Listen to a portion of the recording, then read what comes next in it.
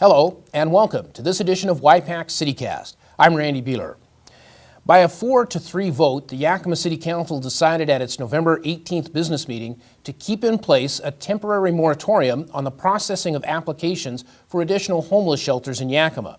The 6-month moratorium will give the city time to update its land use regulations to specifically include language defining in which zones homeless shelters can be located. Neighborhood Health Services, a local nonprofit organization, has proposed turning this building on 6th Street in Walnut into a shelter, but the land the building sits on is one of the 15 small convenience center zones in the city.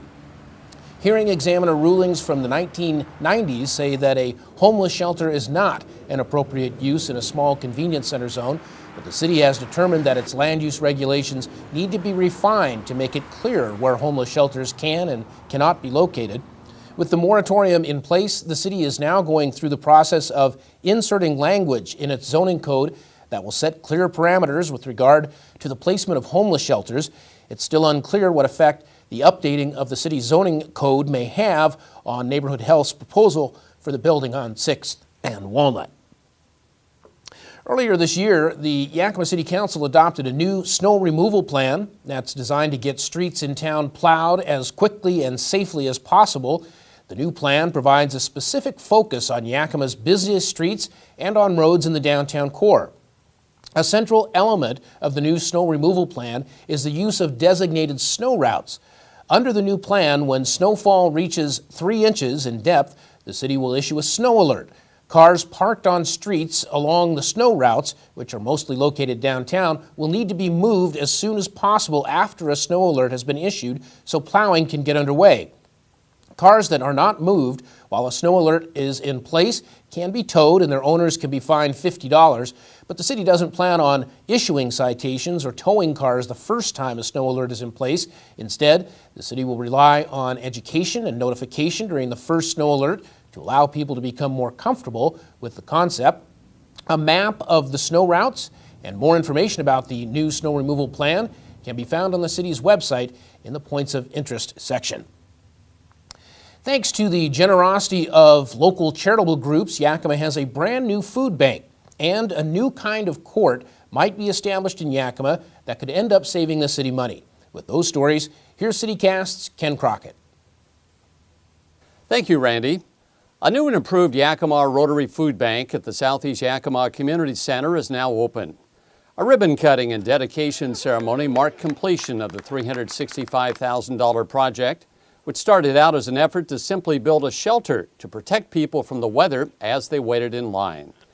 When it became clear that a new building was necessary, the Yakima Rotary Trust, along with the Downtown and Southeast Yakima Rotary Club, spearheaded the fundraising efforts.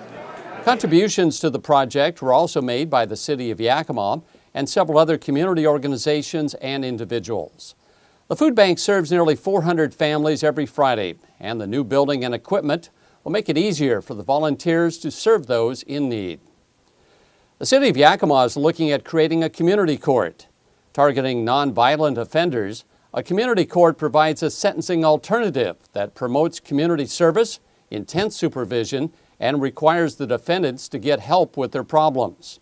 Keeping low-level offenders out of jail can save taxpayers thousands of dollars in law and justice costs and can also help reduce the number of repeat offenders. A delegation from the City of Yakima is planning a trip in January to get a first-hand look at how a community court program is working in Spokane. Back to you, Randy. Thanks, Ken. Up next, CityCast Sean Davido will fill you in about how downtown Yakima will be filled with the holiday spirit this year. You're watching Y-PAC's CityCast.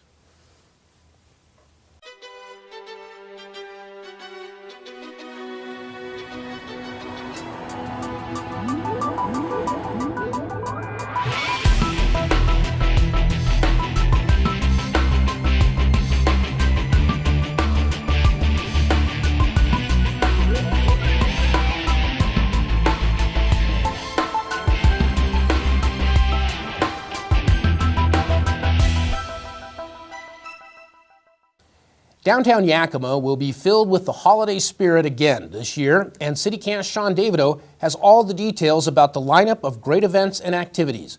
Sean? Thanks, Randy. It's the holiday season and plenty of activities around our area to get us in the holiday spirit. A slew of activities are scheduled for the first weekend in December, and on December 5th, First Friday activities downtown will include the Light Up the Plaza celebration with the community tree lighting that'll happen right behind me, and a holiday Christmas concert in front of the Capitol Theater with Cody Beebe and friends that starts at 5:30 p.m. On December 6th, Santa will make his way to the Harmon Center for breakfast and photo ops. If you give the Harmon Center a call at 576-6166, they can give you all the information for that. On Sunday, December 7th, Yakima Avenue will be filled with lights as the annual Lighted Christmas Parade, one of Yakima's signature events, will roll down Yakima Avenue from 6th Avenue to the Millennium Plaza. Now, Randy, this is just the start of our holiday activities in the area, and for more information on other parades and celebrations happening in the area, go to visityakima.com. Now, Randy, it's time for me to warm up and head inside, but we hope to see you all downtown for the holidays. And Randy, back to you. Thank you, Sean. And thank you as well for joining us for this edition of Y-PAC CityCast. You can easily stay informed about events, activities, and issues affecting the city of Yakima by checking out the city's website. It can be accessed by your home computer or any mobile device at yakimawa.gov, as can the official City of Yakima Facebook page, or if you prefer, you can follow the City of Yakima on Twitter. Thanks again for joining us. We'll see you on the next edition of Y-PAC CityCast. I'm Randy Beeler. Take care.